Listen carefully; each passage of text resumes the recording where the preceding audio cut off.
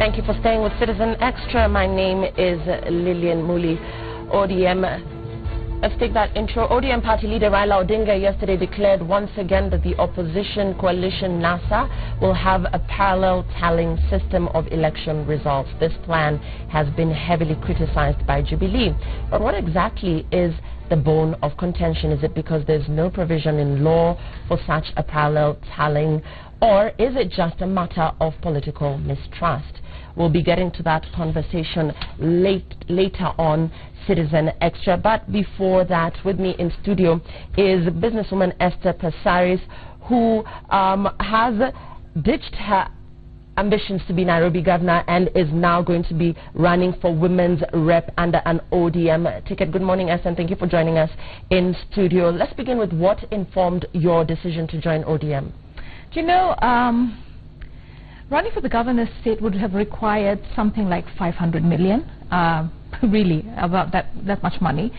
And unfortunately, it's become a battle between two titans, basically Jubilee and NASA. And basically Kidero and Peter Kenneth, Luo, Kikuyu, and I was caught in the middle. And I thought to myself, I want to be in leadership. I want to be able to do the things that I want to do. And then I also wanted to hear the voice of the people. From the very onset, when I said I want to run for governor, and I had my passion and my reason for it, a lot of Nairobi residents, who are the voters? I mean, I took it to the voters. I had about 300,000 supporters and voters, and I thought to myself, they want me as their woman rep. So I want to be their governor. Do I want to deny them that leader? And I knew in December, after I went for the CAPSA conference in Mombasa, that I have to be in government.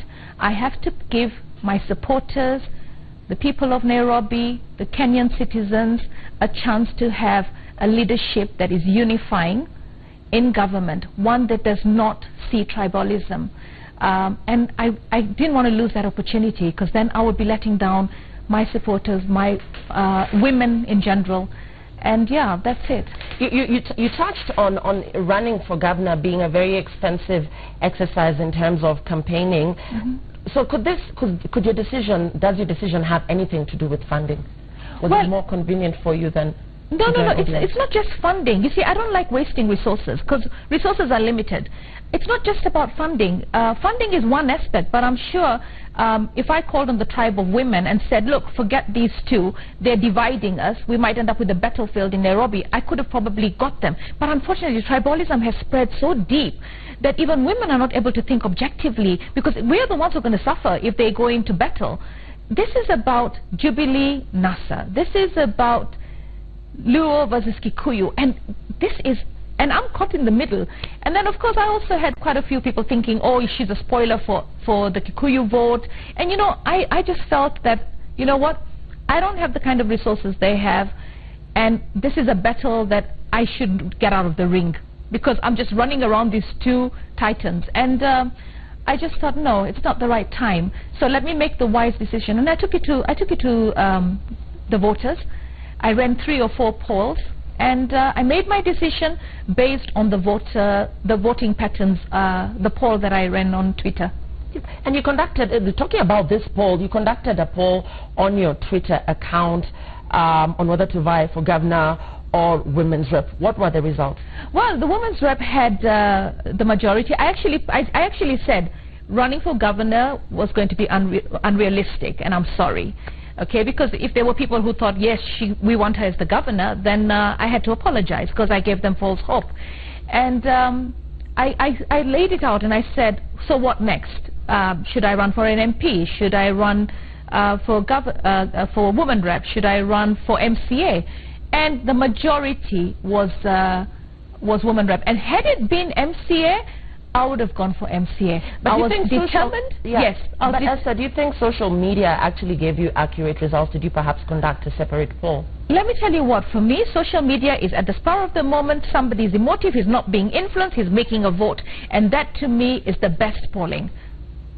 You say that running for governor seemed unrealistic. That's what you said. Is it easier then? Are you saying that it's easier then for women to run for positions such as a women's rep? No.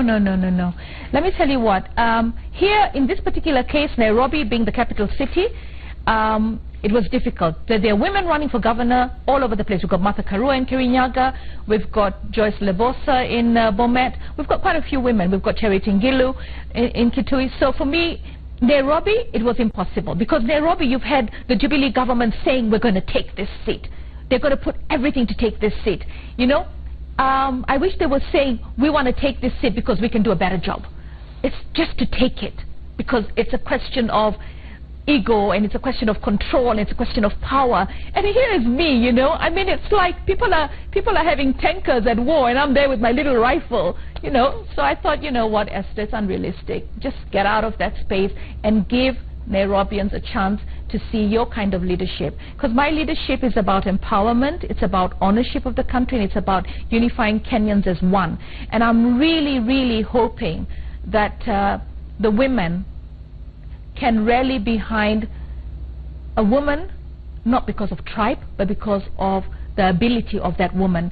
You know, if we're also going to vote because of tribe, it's sad. You know, I mean, much as I'm in ODM now, and I'm going to be seeking the ODM nomination, I'm going to be seeking the NASA nomination, if there is a Luo or a Kamba or, you know, a Luya in NASA who feels, she's not good, the other one on the other side is good, let them make that decision. But don't make it because I'm a Luya, I have to vote a Luya. I'm a Kikuyu, I have to vote a Kikuyu.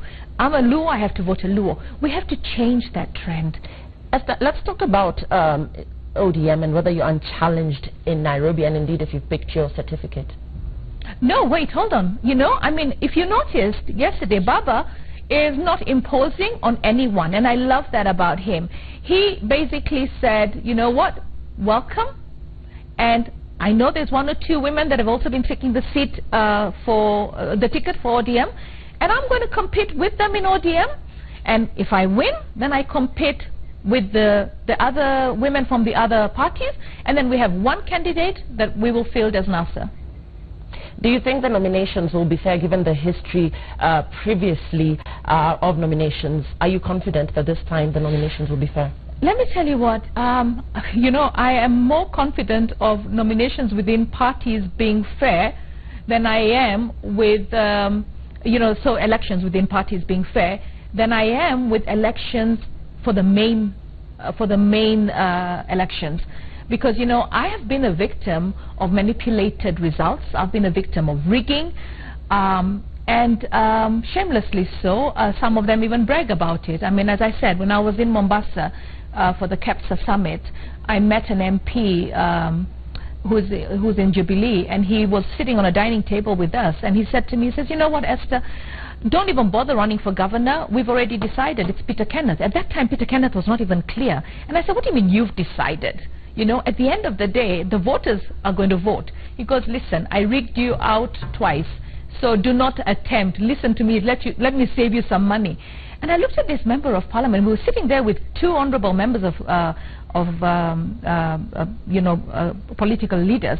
And he was shameless. And he said to me, he said, you know what, we rigged you out of Embakasi. And I thought to myself, this is so sad that I was rigged out of Embakasi. The people were denied a leader that they wanted. Then I also got Uhuru not to nominate you for the mayoral seat. And I thought, how do we influence? And, you know, and I saw this pattern, you know, when Uhuru and Ruto came together and they said, I'm going to rule for 10 years, and then he's going to rule for 10 years. It's almost like the voter has no power. I think it's time that the IEBC realizes that the power of leadership in Kenya and the democracy in Kenya lies with the people. And the people, if they vote, it has to be honored. You know, you have to do the right thing.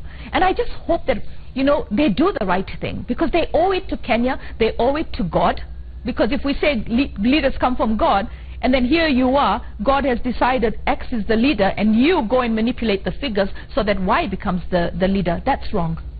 We're going to be continuing with this conversation very shortly. Nairobi Governor Evans Kidero and his Mombasa counterpart Hassan Joho are among unchallenged ODM aspirants who are receiving their party nomination